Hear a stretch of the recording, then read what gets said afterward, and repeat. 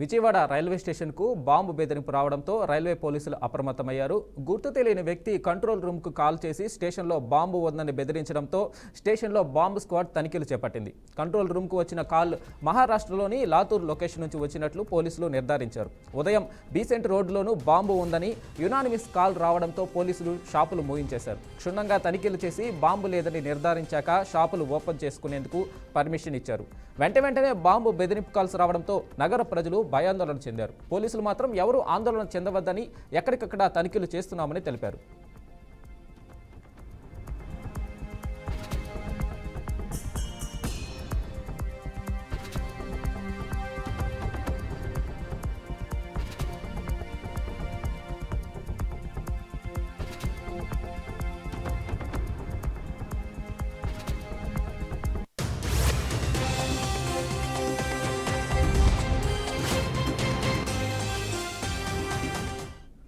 దీనిపై మరింత సమాచారం మా ఏపీ బ్యూరో చీఫ్ సాంబశివరావు అందిస్తారు. సాంబశివరావు, చెప్పండి, బాంబుకు సంబంధించి కాల్ ఎక్కడి నుంచి వచ్చింది, అక్కడ అప్డేట్స్ ఏంటి? మొత్తంగా చూసుకోవచ్చు, విజయవాడ రైల్వే స్టేషన్ కు బాంబు బెదిరింపు కాల్స్ అయితే వచ్చాయి. అదేవిధంగా విజయవాడ రైల్వే స్టేషన్ ఆ బాంబు బెదిరింపు కాల్ రావడంతో ఒకసారిగా పోలీసులు అయితే అలర్ట్ అని చెప్పాలి. కంట్రోల్ రూమ్ కి కాల్ చేసి గుర్తు తెలియని వ్యక్తులు బాంబు పెట్టినట్లుగా కూడా సమాచారం అందించారు. సమాచారం రావడంతో మహారాష్ట్రలోని లతకూర్ లొకేషన్ నుంచి కాల్ వచ్చినట్లుగా కూడా పోలీసులు అయితే గుర్తించినట్టుగా తెలుస్తుంది. బీసెంట్ రోడ్ లోనూ బాంబు ఉందని యునానిమస్ కాల్ వచ్చింది. అటు ఒక బీసెంట్ రోడ్ లోను, ఇటు రైల్వే స్టేషన్ లోను రెండు పక్కల కూడా బాంబు వస్తుందని తెలుస్తుంతో పోలీసులు అయితే క్షుణ్ణంగా తనిఖీలు చేసి బాంబు లేదని కూడా నిర్ధారించారు. పోలీసులు అయితే బాంబు బెదిరింపు కాల్స్ రావడంతో భయాందోళనకి గురయ్యారు నగర ప్రజలంతా కూడా. ఒక పక్క బీసెంట్ రోడ్ లో అక్కడ ఉన్నటువంటి షాపులన్నీ కూడా ఎక్కడికక్కడ మూసివేసి తనిఖీలు చేశారు పోలీసులు. అదేవిధంగా రైల్వే స్టేషన్ లో కూడా ప్రయాణికుల్ని పూర్తిస్థాయిలో కూడా అలర్ట్ చేసినటువంటి పరిస్థితి. రైల్వే స్టేషన్ లో ఉన్నటువంటి ప్రతి షాపును కూడా బాంబు స్క్వాడ్ అయితే క్షుణ్ణంగా పరిశీలించారు. క్షుణ్ణంగా పరిశీలించి బాంబు ఎక్కడ కూడా లేదని చెప్పేసి ఈ యొక్క పోలీసులు అయితే ఒక నిర్ధారణకు వచ్చారని చెప్పుకోవాలి. అయితే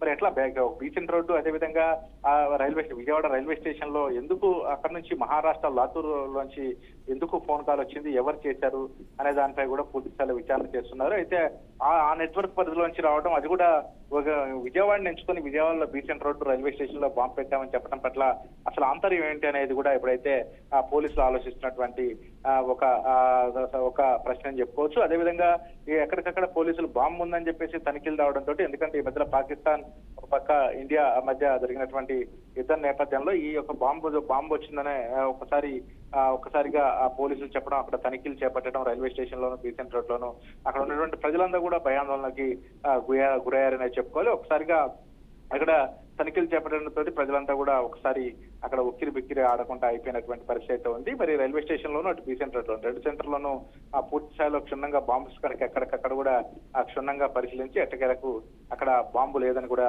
నిర్ధారించారు. మరి ప్రస్తుతం ఈ యొక్క బాంబు కాలు మహారాష్ట్ర పరిధిలోంచి ఒక యునానిమస్ కాల్ వచ్చింది కాబట్టి కాలు ఎవరు వచ్చారు, ఎందుకు చేశారు అనే కోణంలో కూడా ప్రస్తుతం పోలీసులు అయితే విచారణ చేపడుతున్నటువంటి పరిస్థితి ఉందని చెప్పవచ్చు. Right Sambasivarao, thank you.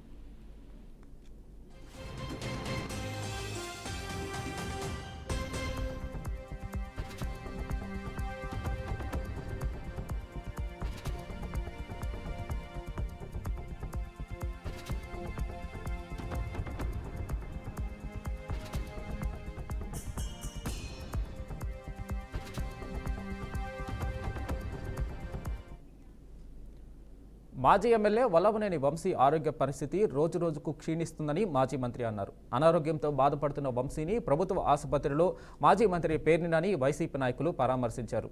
ప్రభుత్వ ఆసుపత్రి వైద్యులు ఆయనకు నిర్లక్ష్యపు వైద్యం చేస్తున్నారని ఆరోపించారు. ఆసుపత్రి సూపరింటెండెంట్ టీడీపీ కార్యకర్తలాగా పనిచేస్తున్నారని మండిపడ్డారు. వంగవీటి రంగా మరణంతో నాడు ఎన్టీఆర్ చరిత్రహీనులయ్యారని నాని గుర్తు చేశారు. వంశీ నీరసంగా ఉందంటే దారిలో వెళ్తూ ఓఆర్ఎస్ కొనిపెట్టాలని ఎస్కార్ట్ వారికి వైద్యులు సూచించడం దారుణమన్నారు. అలాగే వంశీకి ఏదైనా జరిగి మరణిస్తే కూటమి ప్రభుత్వంకి చరిత్రలో చోటు ఉండదని హెచ్చరించారు. ప్రాణాల మీద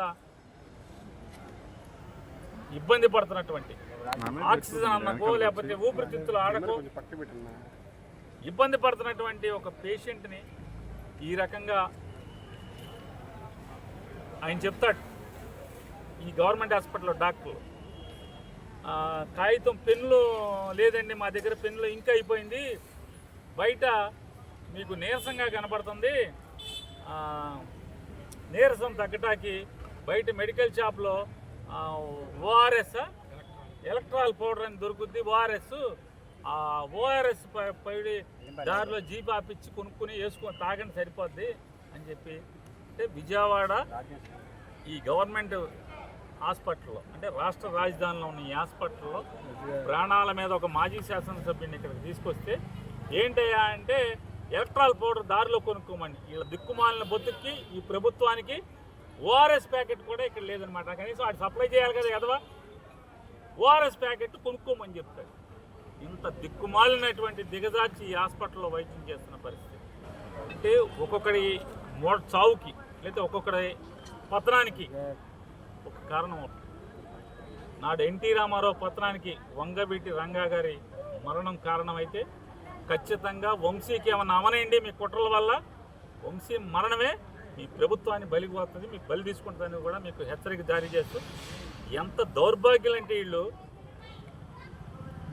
ఒకడిని మాజీ మంత్రిని ఒకరిని అరెస్ట్ చేసి తీసుకొస్తే ఒక నేరం మీద ఆడికి ఏముందో తెలియదు మనకి. అతనికి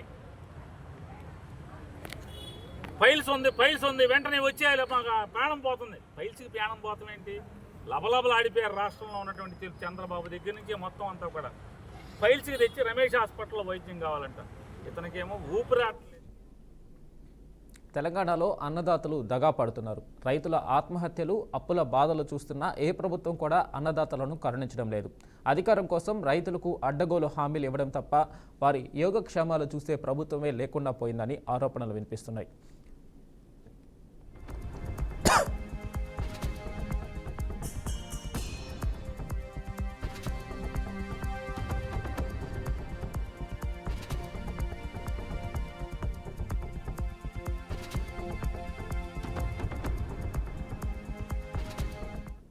అనేక కష్టాలు పడి అన్నదాతలు పండించిన ధాన్యం కొనుగోలు కేంద్రాల్లో అధికారుల పాలవుతుంది. యాసంగిలో అనేక కష్టాలను అధిగమించి వరి సాగు చేసిన రైతులు ధాన్యం విక్రయాల్లో దగా పడుతున్నారు. రాష్ట్రంలోని పలు చోట్ల కొనుగోలు కేంద్రాల నిర్వాహకులు, రైస్ మిల్లర్ల చేతిలో అన్నదాతలు నలిగిపోతున్నారు. ఎంత నష్టపోతున్నా ఏమీ చేయలేని స్థితిలో మెనుకుంటున్నారు.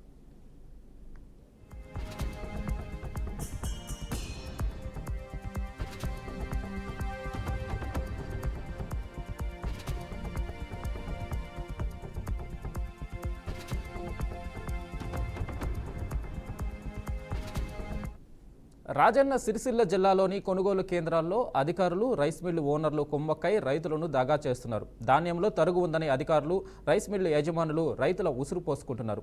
రాజన్న సిరిసిల్ల జిల్లా వీర్నపల్లి మండలం సీతారాం నాయక్ తండాకు చెందిన 3 రైతులు కొనుగోలు కేంద్రంలో ధాన్యాన్ని విక్రయించారు. 3 రైతులు ధాన్యం 710 బస్తాలుగా అధికారులు నమోదు చేశారు. అనంతరం 710 బస్తాలను రైస్ మిల్లుకు తరలించగా 21 బస్తాలను తరుగు రూపంలో కోత విధించినట్లు రైతులు తెలుపుతున్నారు.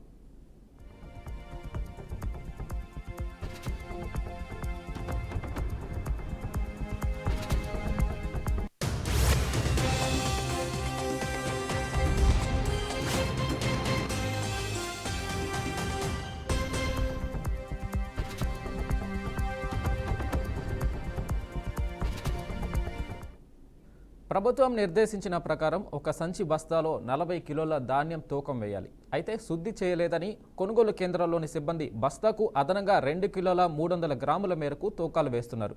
వారి నష్టం అంతటితో ఆగడం లేదు. తర్వాత రైస్ మిల్లుల్లో ధాన్యం దించే సమయంలో తూకం వేసి చాలా రోజులైందని, ధాన్యం బరువు తగ్గిందని, తాలు ఉందని కారణాలను చూపుతూ మిల్లర్లు లారీ లోడ్లో సగటున 5 నుంచి 10 క్వింటాళ్లు తరుగు పేరిట కోత విధిస్తున్నారు.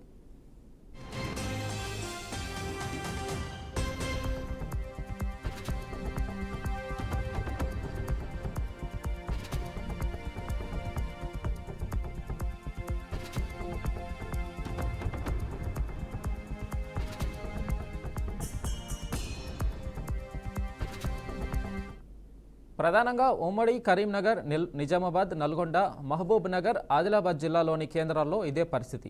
రాష్ట్రంలో యాసంగి సీజన్లో ప్రభుత్వం గురువారం నాటికి దాదాపు 10 లక్షల మంది రైతుల నుంచి 60 లక్షల టన్నుల ధాన్యం కొనుగోలు చేసింది. ఉమ్మడి నిజామాబాద్, కరీంనగర్, నల్గొండ, వరంగల్ జిల్లాల్లో ఇప్పటికే 80% పైగా కొనుగోళ్లు పూర్తయ్యాయి. కొనుగోళ్లు చివరి దశకు వస్తుండటంతో రైస్ మిల్లర్లు తరుగు పేరిట ఎక్కువగా కోతలు విధిస్తున్నారు. వరి కోతలకు రైతులు పూర్తిగా యంత్రాలపైనే ఆధారపడుతున్నారు. నూర్పిడి సమయంలోనే యంత్రంలోనే 20% ధాన్యం శుద్ధి చేసి తాళ్ళు లేకుండా వస్తుంది. కేంద్రాలకు వచ్చాక తేమ శాతం చూసుకుంటే సరిపోతుంది. ఎండల తీవ్రత అధికంగా ఉండడంతో 2 రోజులు ఆరబెడితే చాలు. అకాల వర్షాలకు తడిస్తే మళ్ళీ ఆరబెట్టాల్సి వస్తుంది. అయితే నెలల తరబడి కొనుగోలు కేంద్రాల్లో ఎదురు చూడలేక రైతులే అదనపు తూకాలకు ఒప్పుకుంటున్నారు.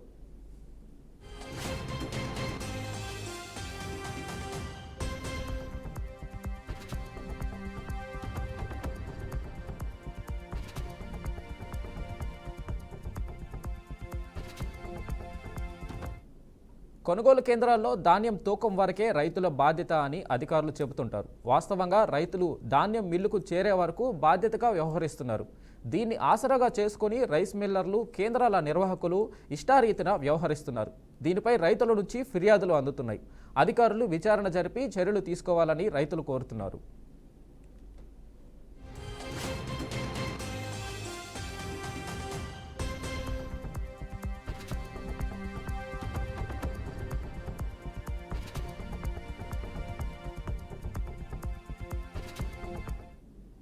జోగులాంబ గద్వాల జిల్లా అమ్మాయిపల్లికి చెందిన వెంకట్రావు వారం రోజుల క్రితం కొనుగోలు కేంద్రంలో ధాన్యం విక్రయించారు. తూకంలో అదనపు భారంతోనే 56 క్వింటాళ్లు వచ్చింది. అతనితో పాటు మరో 4 రైతులు ధాన్యం కలిపి లారీలో ఎర్రవల్లి సమీపంలోని రైస్ మిల్లుకు తరలించారు.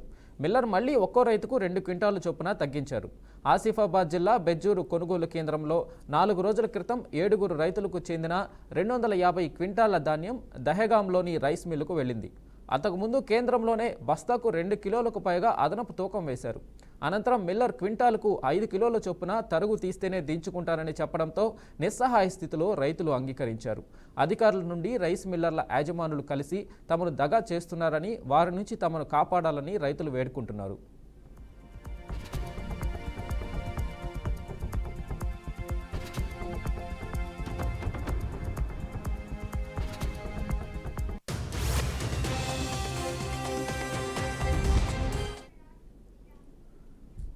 కర్నూలు జిల్లా ఎమ్మిగనూరులో వైసీపీ నేత బుట్టా రేణుక పర్యటించారు. పట్టణంలో నూతనంగా ప్రారంభమైన 100 పడకల ఆసుపత్రిని ఆమె పరిశీలించారు. ఆసుపత్రిలోని సదుపాయాలపై ఆరా తీశారు. ఆసుపత్రి నిర్మాణం కోసం వైసీపీ హయాంలో నిధులు తీసుకొచ్చామని తెలిపారు. జగన్ ప్రభుత్వంలోనే ఆసుపత్రి నిర్మాణానికి పునాది వేశామని అన్నారు. ప్రజల ఆరోగ్యం, శ్రేయస్సు కోసం ప్రభుత్వాలు చేసే కృషి చేస్తే వైసీపీ మద్దతు ఉంటుందని స్పష్టం చేశారు. 100 బెడెడ్ హాస్పిటల్ ఏదైతే మా హయాంలో శాంక్షన్ చేశామో అప్పుడు 12 కోట్ల వరకు మా టెన్యూర్లో మేము శాంక్షన్ చేయడం జరిగింది. ఇప్పుడు ఓపెనింగ్ అవ్వడం చాలా సంతోషం. ఇంకా కొంచెం చిన్నగా ఇవాళ మొత్తం వెళ్ళి చూసి రావడం జరిగింది. ఇంకా చిన్నగా కొన్ని పనులు ఇంకా ఉన్నాయి. కంప్లీట్లీ ఆపరేషన్లోకి అంటే యూసేజ్లోకి ఇంకా రాలేదు. బట్ స్లోలీ ఇవన్నీ కూడా వస్తాయి. కొన్ని ఏదైతే ఎక్విప్మెంట్ రిక్వైర్మెంట్ ఉందో అది కూడా త్వరగా ఇక్కడ ఎక్విప్మెంట్ని షిఫ్ట్ చేయగలిగితే దీన్ని కూడా చాలా ఫాస్ట్గా చేసేసుకోవచ్చు. చిన్న పనులు ఇంకా కొన్ని టెక్నికల్ వర్క్స్ కానివ్వండి, కొన్ని ప్లంబింగ్ ఆర్ ఎలక్ట్రికల్ వర్క్స్ కానివ్వండి, ఇవన్నీ కొన్ని చిన్నవి ఇంకా పెండింగ్లో ఉన్నాయి. ఐ హోప్ తొందరగా వీటిని కూడా కంప్లీట్ చేస్తే ఫుల్ ఫ్లెడ్జ్గా ఈ హాస్పిటల్ని యూజ్ చేసుకోవచ్చు. చాలా సంతోషంగా ఉంది. ఎందుకంటే ప్రతి దగ్గర కూడా హాస్పిటల్ ఈ రోజుల్లో ఉన్న సిచ్యువేషన్కి హాస్పిటల్స్ ఆర్ వెరీ ఇంపార్టెంట్. అది కూడా గవర్నమెంట్ హాస్పిటల్స్ పేదవాళ్ళకి చాలా ఉపయోగంలో ఉంటుంది. ఇందాక డాక్టర్ గారిని సూపరింటెండెంట్ గారిని అడిగితే తను కూడా చెప్తున్నారు, ఇక్కడ బ్లడ్ టెస్ట్ కానీ శాంపిల్స్ ఏవైతే ఉంటుందో అవి బ్లడ్ టెస్ట్లు పర్ మంత్ 20,000 దాకా చేస్తారని. మళ్ళీ ఇక్కడ గైనిక్ కానివ్వండి, గైనకాలజీ డిపార్ట్మెంట్ ఆల్వేస్ బిజీగా ఉంటుంది.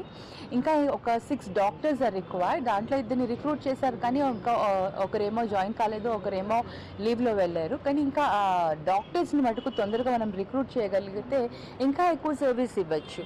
సో అది కూడా ఆ ప్రాసెస్ అనేది కూడా తొందరగా కంప్లీట్ అవుతే బాగుంటుంది. బట్ ఓవరాల్గా అంత బాగుంది. I'm very happy. అండ్ మనం పబ్లిక్కి సర్వీస్ చేసేదానికి ఇంకా ఫాస్ట్గా దీన్ని ఆపరేషన్లోకి తీసుకొని వస్తే బాగుంటుందండి. 100 బెడెడ్ హాస్పిటల్. ఇంగ్లాండ్ టూర్ కోసం భారత టెస్ట్ జట్టును బీసీసీఐ ప్రకటించింది. మొత్తం 18 మంది ఆటగాళ్లతో జట్టును ప్రకటించింది. ఈ 5 మ్యాచ్ల టెస్ట్ సిరీస్ కోసం యువ ఆటగాడు శుభమన్ గిల్ను కెప్టెన్గా బీసీసీఐ ప్రకటించింది. రిషబ్ పంత్ను వైస్ కెప్టెన్గా, జూన్ 20 నుంచి ఆగస్టు 4 వరకు ఈ సిరీస్ జరగనుంది. జట్టులో captain Shubman Gill, Rishabh Pant vice captain, Yashasvi Jaiswal, KL Rahul, Sai Sudharsan, Abhimanyu Easwaran, Karun Nair, Nitish Kumar Reddy, Ravindra Jadeja, Dhruv Jurel, Washington Sundar, Shardul Thakur, Jasprit Bumrah, Mohammed Siraj, Prasidh Krishna, Akash Deep, Harshdeep Singh, Kuldeep Yadav ఉన్నారు.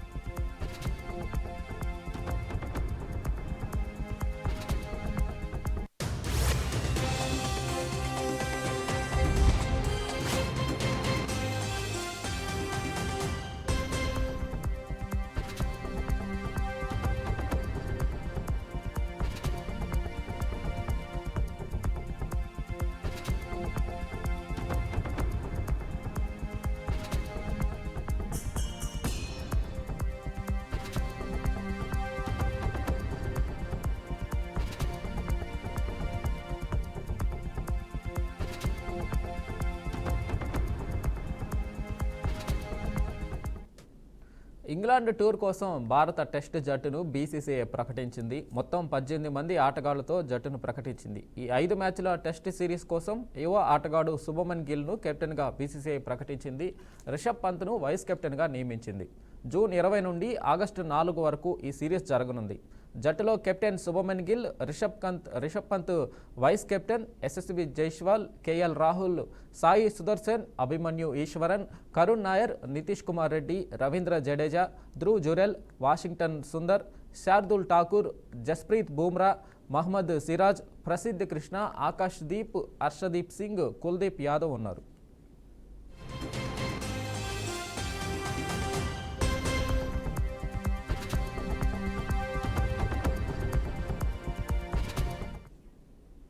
ఇవి bulletin updates. Keep watching BRK news.